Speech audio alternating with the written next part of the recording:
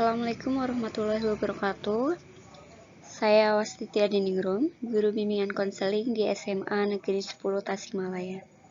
Di sini saya akan menyampaikan materi bimbingan konseling mengenal jenis dan tipe kepribadian manusia.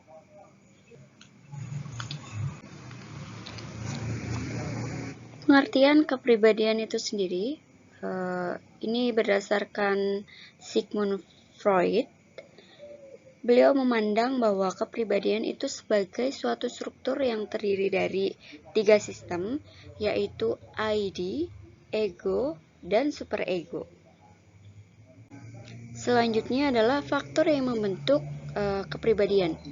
Ada 2, yang pertama adalah internal, di mana internal ini yang lebih menunjuk kepada faktor bawaan.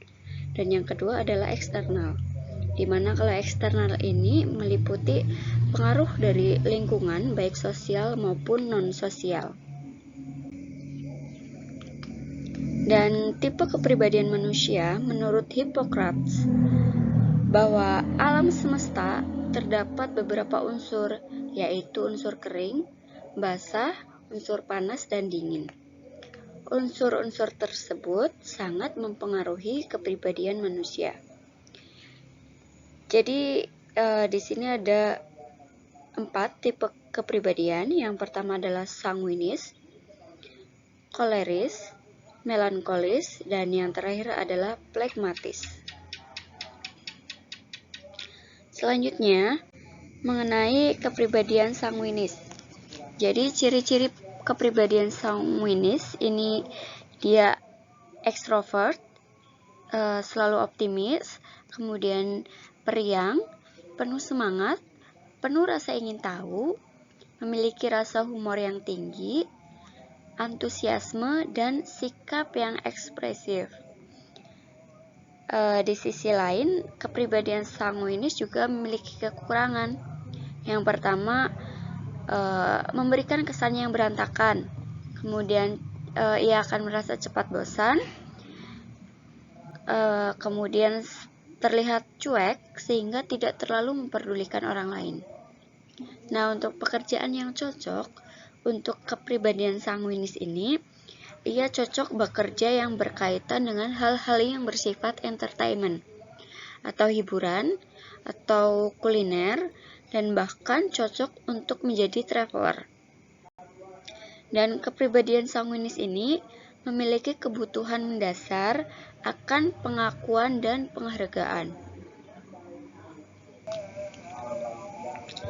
Kepribadian yang kedua yaitu kepribadian melankolis, di mana ciri-ciri kepribadian melankolis antara lain yang pertama adalah introvert, kemudian pemikir, kemudian pesimis, mendalam, dan penuh pikiran yang analitis, serius dan tekun, kemudian ia cenderung jenius, kemudian berbakat dan kreatif, dan tipe ini itu sangat teliti, hati-hati dan suka curiga, kemudian taat akan aturan, dan sangat konsisten dengan perasaan yang halus. Akan tetapi kepribadian ini memiliki kekurangan, antara lain ia lebih pesimis, kemudian suka curiga dan lambat dalam mengambil sebuah keputusan. Dan kemudian pekerjaan yang cocok untuk kepribadian melankolis antara lain ia bisa menjadi pekerja sosial, perawat, dan lain sebagainya. Dan kebutuhan mendasar bagi kepribadian melankolis itu berupa jawaban yang bermutu dan didukung data yang lengkap dan akurat. Selanjutnya adalah kepribadian koralis. Maaf ya, ini harusnya kepribadian koleris ya. Jadi ciri-ciri kepribadian koleris yaitu dia ekstrovert, keras, tegas, tidak emosional ketika bertindak, dan tidak mudah patah semangat, dan juga bebas dan mandiri, merencanakan keyakinan dan bisa menjalankan apa saja, serta ia berbakat menjadi seorang pemimpin. Akan tetapi, kekurangan dari kepribadian koleris yaitu ia bersifat emosional dan keras kepala. Dan pekerjaan yang cocok untuk kepribadian koleris itu berkarir di bidang teknologi, pemrograman, kemudian ada juga teknik, akuntansi, dan hal-hal yang cukup rumit. Dan kepribadian koleris ini memiliki kebutuhan mendasar berupa tantangan, pilihan, dan pengendalian.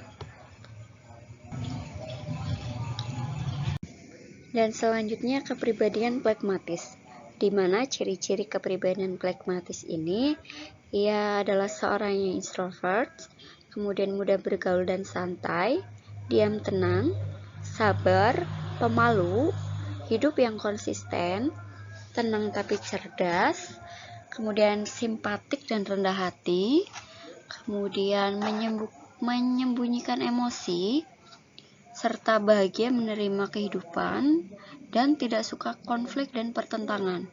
Akan tetapi, kepribadian ini memiliki kekurangan, antara lain lambat dalam mengambil keputusan. Dan pekerjaan yang cocok untuk kepribadian pragmatis ini antara lain pekerjaan yang berhubungan dengan kegiatan sosial. Kepribadian pragmatis ini memiliki kebutuhan mendasar berupa penghargaan dan penerimaan.